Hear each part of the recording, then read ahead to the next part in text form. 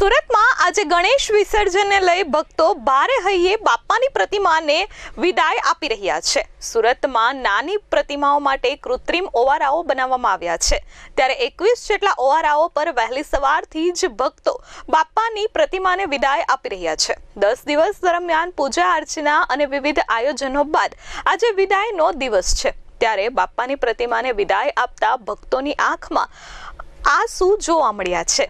નાના બાળકો બાપાની પ્રતિમાને જોઈ રડી પડ્યા હતા અને બાપાની પ્રતિમાને ન મૂકવાની પોતાના વડીલોને અપીલ કરી રહ્યા હતા।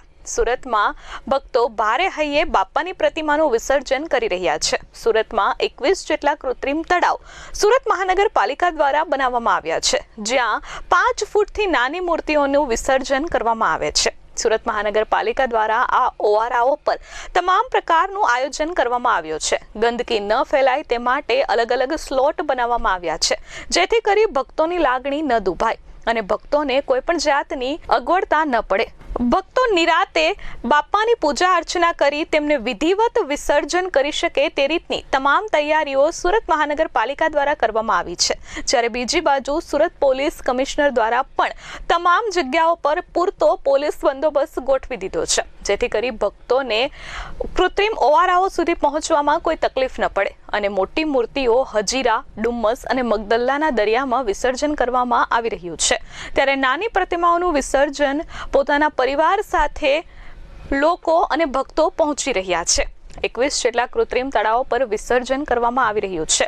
સુરત મહાનગરપાલિકા દ્વારા આગોતરું આયોજન કરી 22 જેટલા કૃત્રિમ તળાવ બનાવવામાં આવ્યા હતા, જેમાં ડક્કા ઓવારા પર તાપી નદીના પાણી ફરી વળતા તે ઓવારો આજે બંધ કરવામાં આવ્યો છે અને 21 જેટલા કૃત્રિમ ઓવારા પર વિસર્જન કરવામાં આવી રહ્યું છે।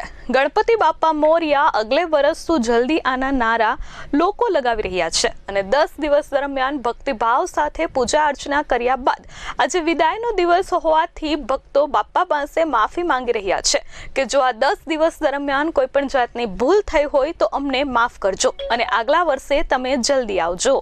Bureau report S24 news, Surat.